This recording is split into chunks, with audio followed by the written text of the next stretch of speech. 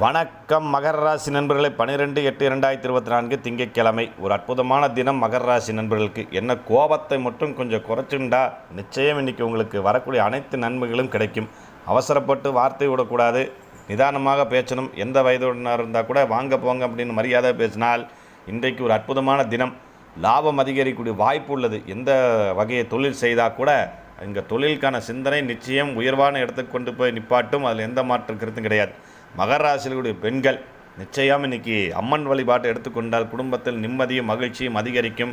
கணவன் மனைவிக்குள்ளே காதல் அதிகரிக்கும். இளைஞர்கள் இளம்பெண்கள் வேலை வாய்ப்புக்காக காத்து கொண்டிருக்கவா இல்லை வேலைக்காக தேடிக்கொண்டிருக்கிறவர்களுக்கு நிச்சயம் தகவல் வரும்.